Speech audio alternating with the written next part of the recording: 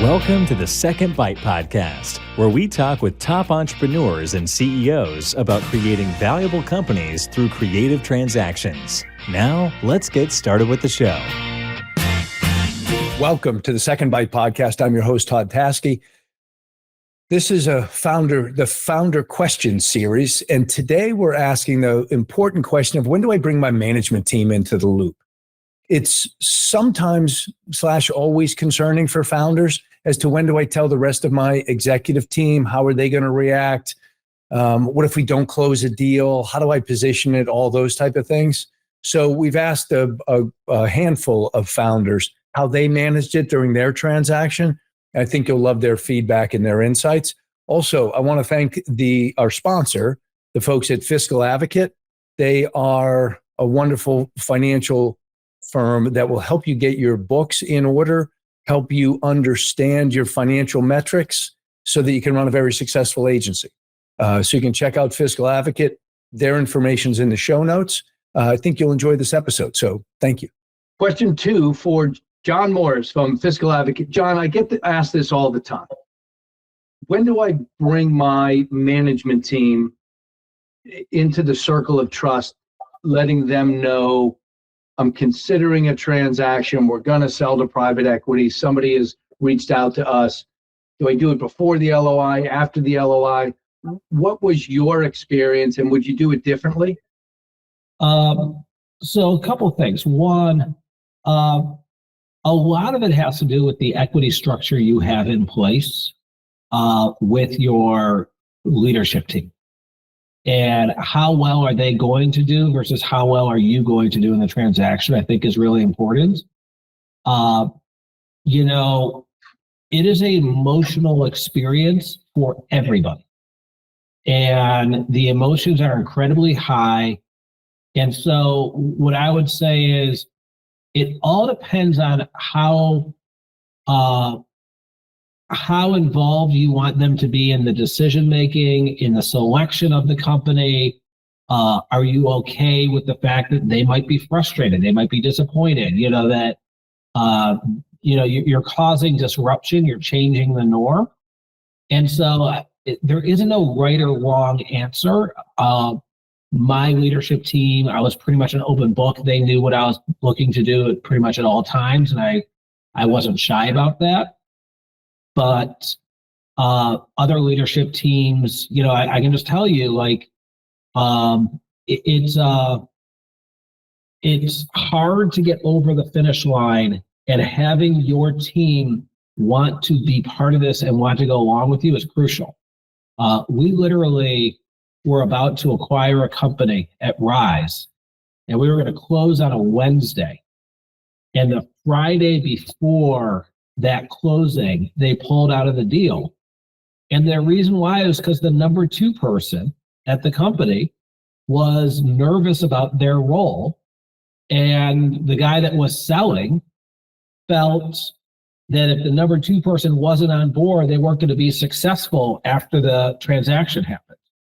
And so having a really good strategy for the leadership team is really important, and making sure that you really think about their needs, the roles they're going to play, and how you communicate is important. So I don't know if that's when to tell them, because I think it differs by the team, but it's important that you have a good strategy for them and that they feel comfortable with what you're doing.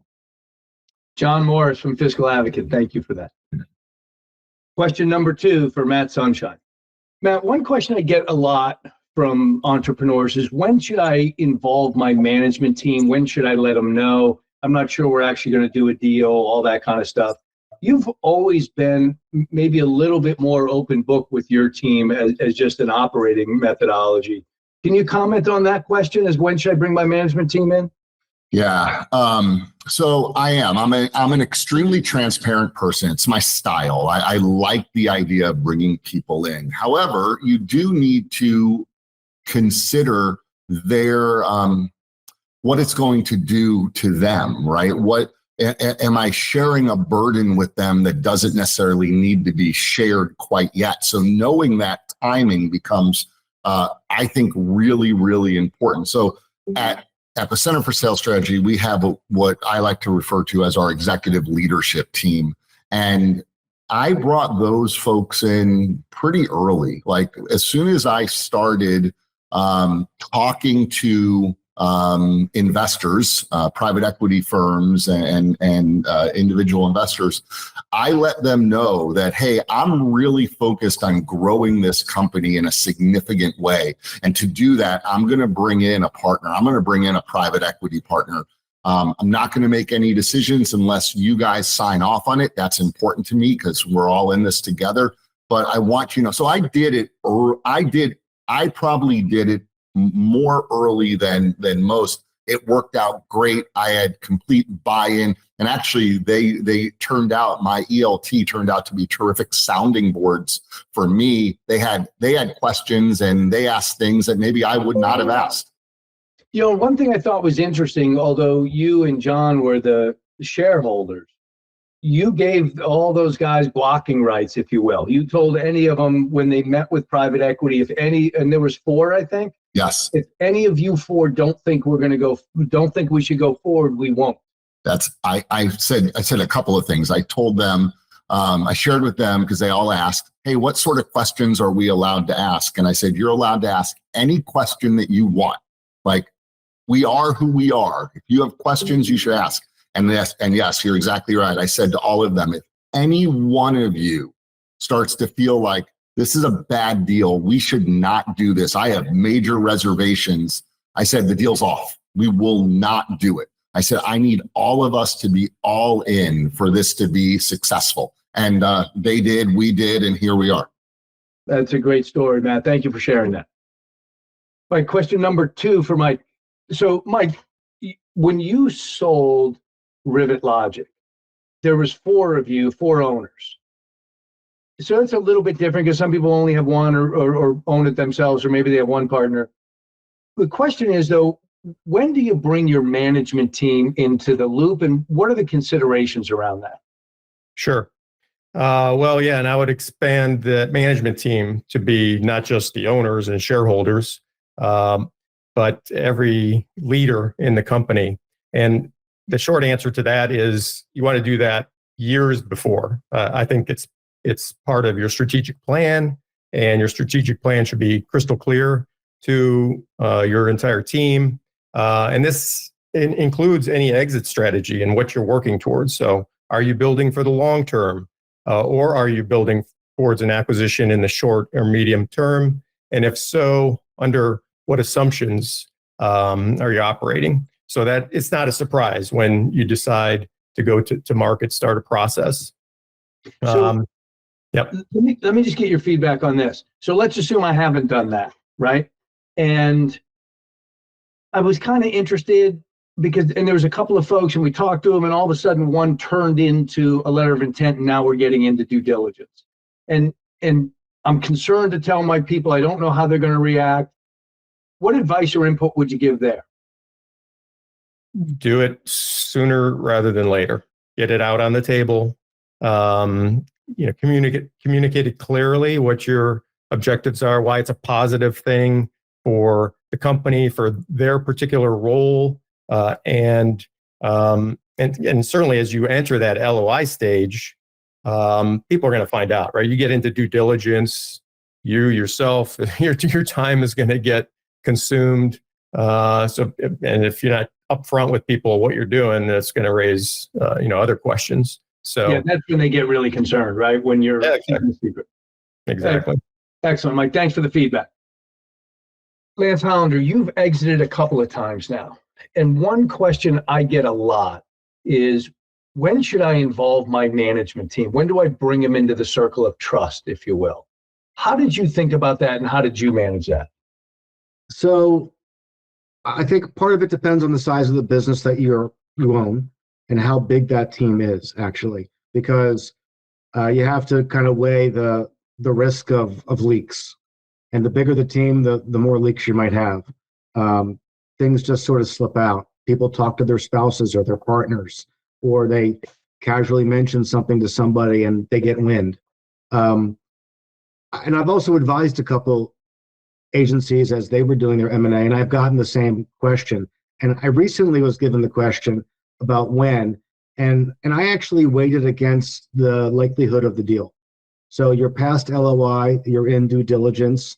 And when you're crossing, in my opinion, the 60 to 75% barrier of likelihood, that's when you tell the management team. It might be a little bit early if you need the management team in the due diligence. So it kind of depends on what the due diligence is, how much they need to be involved in that due diligence. My CFO, she knew, before we signed the LOI, but she had to be deeply involved in the financials. And then my COO, he knew right away. It depends on some of those logistics, but overall, I'm a 70% time to let it go. Is having your management team in the loop, is that helpful during the due diligence process? Often required, because why do you acquire a business? You acquire it for the track record, the team, the relationships, the clients, and that's owned by not just the founders of the business. It's owned usually by the senior level management, and they have responsibilities. And in my particular case, my management team had skin in the game. They had equity, and it was going to be a meaningful event for them as well. So, but yeah, they're definitely key to the situation. That's helpful feedback. Thank you. Aaron from Perform CB, when did you bring your management team into the loop, if you will, on the fact that you were considering or going to do a transaction? So our management team has we've done 2 transactions, right? So once you're owned by private equity, the management team has a general understanding that at some point there's going to be another transaction. So for this last one, everybody's, coming to work every day understanding that that's what we're working toward.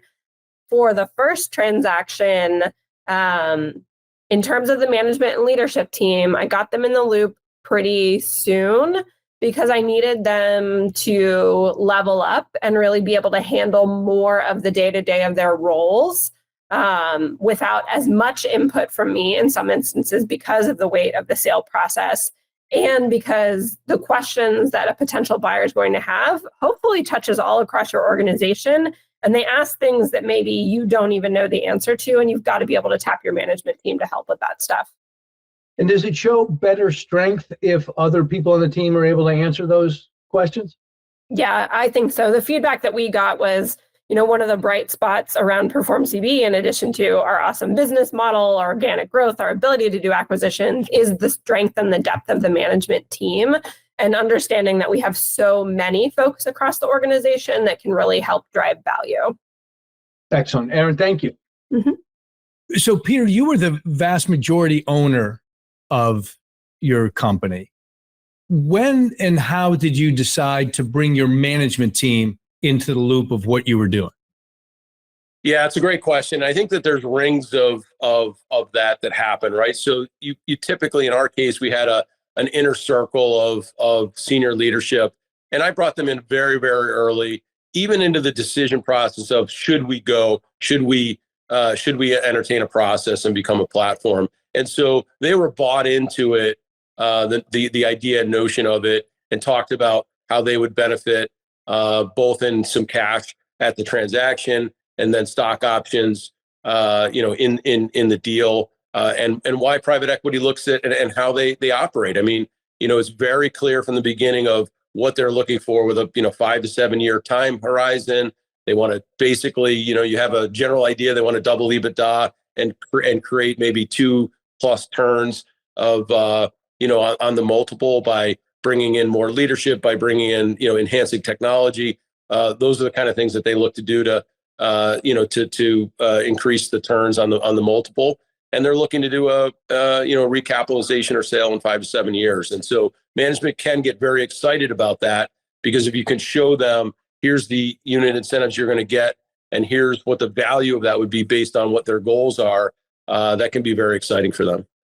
And by number, how many on your management team were involved? So I think in the beginning we had 3 or 4 initial ones that were involved in sort of the planning. And then when we did the transaction, we had 10 or 12 that participated initially in the stock options. And then that grew and I may be off on that a little bit, but it grew obviously as we did each acquisition. We included key managers from each company that we bought in on the unit incentive program. And you had a lot of interest in the business, right, from acquirers. Was there complete alignment amongst you and the 3 or 4 on what group you wanted to partner with? It was very confusing. In fact, I mean, we had 3 really good offers that came in. And I remember our investment banker said, look, I got to put these. I said, which one's best? Which one's best? And they said, we're not sure. We got to put these side by side, and all the deal points are a little bit different. And actually, we went with one that didn't even have the highest cash offer up front, but ultimately, and it paid off because the earnout was bigger with the partner that we went with. And we captured 100% of the earnout. And so we ended up getting the best offer, but it was a little bit based on how we performed. So you really have to put the offer side by side and take your time and slow down. It's a very exciting time of period of time, but you got to get that one right and pick the right one. And not necessarily has to be the highest price. It has to be the group you think you're most aligned with, that you have the right vision with, that you think you can work with and have a good exit strategy with. Excellent feedback, Peter. Thank you. Lindsay Frey from Demand Drive. You had a great transaction a couple of years ago. One question that people wonder about is, as you kind of go through the process and will people be interested or not be interested, when do I tell my management team? When do I bring them into the loop? How did you and Daniel think about that, and what did you actually do? Yeah, no, that's a great question. And I think it definitely takes some, finesse and thought, and you want to be mindful as to how people will respond to that. But you also want to make sure people have clarity and have all of the information so they don't feel like they're in the dark. Certainly, we didn't tell anybody until things were, because things can go, sideways, I think sometimes in a deal, as I'm sure you have seen. So you don't want to get people either too excited or too worried if that without needing to. We told different kind of cohorts of individuals at different times. So we have some senior executive leaders on our client success team. We told them fairly early on. They knew that this was something that we were pursuing. I'm sorry, Lindsay. Was that the first group you brought in, and how many were in that group? So this was 4 individuals initially that we talked to. They were our client success leaders. And then we brought in, our head of HR, head of training, head of recruiting, like our department heads. I would say all of those individuals, we told them that we were pursuing this because they were seeing people come into the office. They have questions. What are these secret meetings? What are Lindsay doing and Dan doing? And something that was really important for us to get across is, hey, we are not interested in bringing in someone who's going to operationally run the business. We are bringing in a partner to help us grow the business, to help us grow everybody's roles at the business. There's going to be more upside for you guys. So we told them probably once the letter of intent was in place. When we told sort of the overall company, we actually had like a special all hands meeting. And this was probably about a couple weeks, maybe 2 or 3 weeks before once we knew it was absolutely happening and we were coming to the close. I would say 2 to 3 weeks before we had an all hands. And I think just being very open, honest, straightforward, and talking about sort of the benefits that this partnership is going to provide for employees is important to highlight. Yeah, and I guess you would agree. What I hear a lot is that people in a vacuum, people will fill that with their fears as opposed to certainty around what the future will be. And that's kind of the job of the leadership, right? That's exactly right. And I think everybody has heard like maybe a nightmare story from a friend of a friend. And that's what they draw on as like, oh my God, once you go through a private equity transaction, everything changes. And I think if you asked most everyone at Demand Drive, I think some people probably forget that it even happened, honestly. And I'm just speaking from our experience, but absolutely, they're going to have their own thoughts. They talk to friends and family. They think one thing. But I think it's just as leaders, we have to be really confident and articulate sort of why we're doing this and the benefit to the organization and that they were all, after the same objective, which is to grow revenue, grow the business, bring on more clients, expand people's roles, give more opportunity for growth. And so we did not get, pushback or uncertainty or nervousness or anything from folks that on the team. Lindsay Frey, that was great. Thank you so much. Oh, thank you.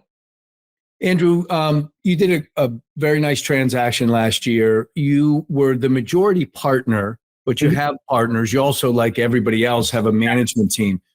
When did you kind of bring your inner circle into the idea that, hey, we're considering a transaction or we're going to do a transaction?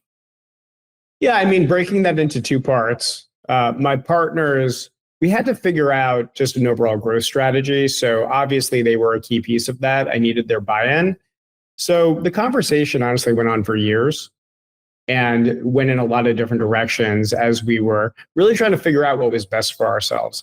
I think one thing that I did, especially in the last year, because I was pretty bullish on a transaction helping aid our growth, but everybody sometimes has different viewpoints of what's going to get us there. So I think providing data, facts, market research, and the why, and explaining how it's going to make us grow was critical in not convincing my partners, but educating my partners on why this is in their best interest.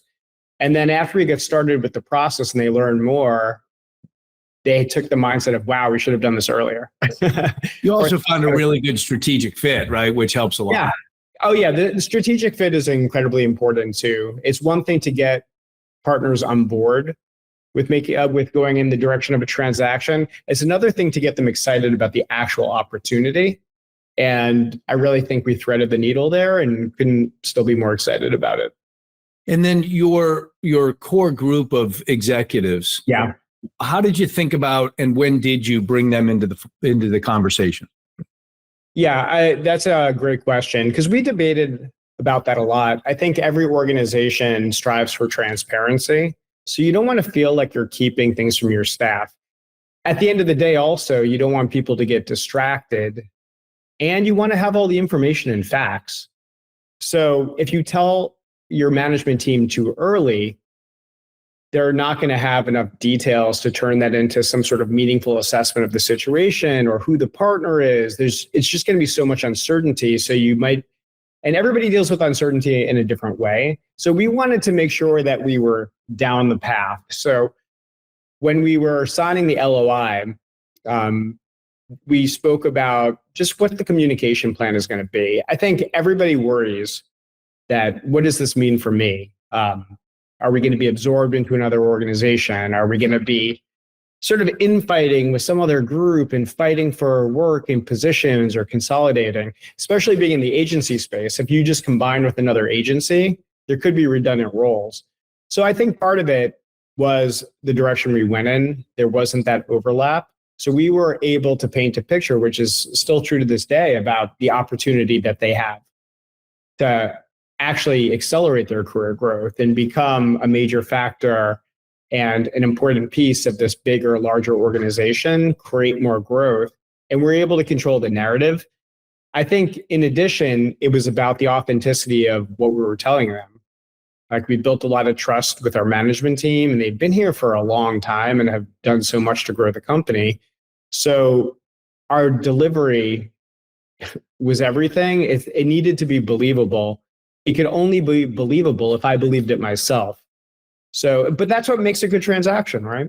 Absolutely does. If it's the right fit. If you don't, your management team, your partners, they're going to see through that. And that's going to really hurt trust. So it's all about patience. If you're just trying to get the most money and the quickest transaction and not looking at fit, that could be incredible risk. And you're putting your people in harm's way. So that was some of our philosophy. But again, the fit made it easy. Yeah, great insights, Andrew. Thank you. Yeah, my pleasure.